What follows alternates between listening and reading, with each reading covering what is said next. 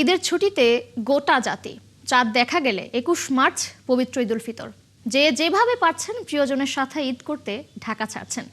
Train, সড়ক ও নৌপথে যাত্রীদের বাড়তি চাপ দেখা গেছে।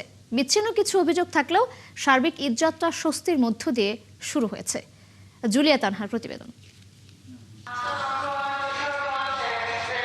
৭ দিনের ঈদের ছুটি শুরু হয়েছে।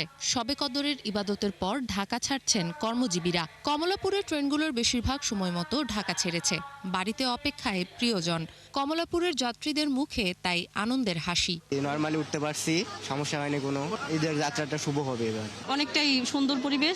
লাস্টে 9:50 আমি আইসি ট্রেনটা ধরতে পারছি, উঠতে পারছি, আলহামদুলিল্লাহ। আগের তুলনায় এখন তো ভালো আর কি। টিকিটও কাটতে পারছি সুবিধা মতো, অনলাইনে ঢোকা মাত্র ঢুকতে পারছি। অনেক মানুষের ভিড়, এখানে সিকিউরিটি আর একটু ভালো রাখা হচ্ছে। ঈদে বেশ কয়েকটি গন্তব্যে বিশেষ ট্রেন পরিচালনা করছে। এছাড়াও স্ট্যান্ডিং টিকিট মিলছে স্টেশন থেকেই। রেলওয়ে কর্তৃপক্ষের দাবি, এবারের ঈদযাত্রা স্বস্তিদায়ক। ঈদযাত্রা শুরু থেকে এখন পর্যন্ত আমাদের সময় অনুবর্তিতার সাথে ট্রেন পরিচালনা করতে সক্ষম হয়েছি। আমি আশা করব ঈদযাত্রার শেষ দিন পর্যন্ত আমরা যাত্রী সাধারণকে তাদের যাত্রা নির্বিঘ্ন এবং স্বাচ্ছন্দ্যময় করার লক্ষ্যে সঠিক সময়ে ট্রেন পরিচালনা করতে আমাদের প্রচেষ্টা অব্যাহত থাকবে।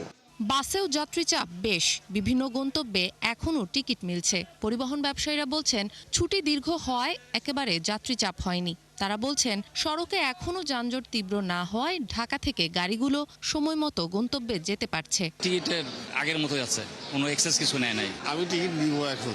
আগে চেয়ে 390 টাকা গেছিল রাজবাড়িতে, এখন 600 টাকা করছে। সারা বাংলাদেশে সকল ইউনিটকে বলে দিয়েছি, শুধু ট্রাফিক নয়, এই ঈদযাত্রা সুষ্ঠু সুন্দর করার জন্য সকল ইউনিটের অফিসাররা এবং ফোর্স এখানে ডিপ্লয় থাকবে। থ্রেট নাই, তারপরেও আমি জনগণকে মেসেজ দিতে চাই, বাংলাদেশ পুলিশ তৎপর।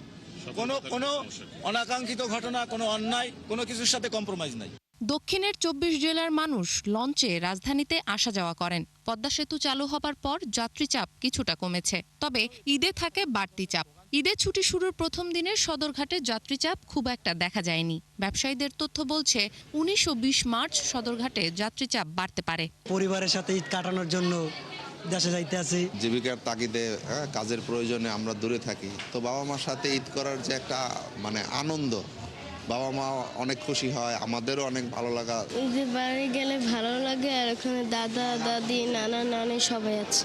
ছুটি দীর্ঘ, পথের ভোগান্তি হতে পারে সে বিবেচনায় অনেকেই পরিবারকে আগেই গ্রামে পাঠিয়েছেন। তবে আগামী 3 দিন যাত্রী বাড়বে বলে ধারণা করা হচ্ছে।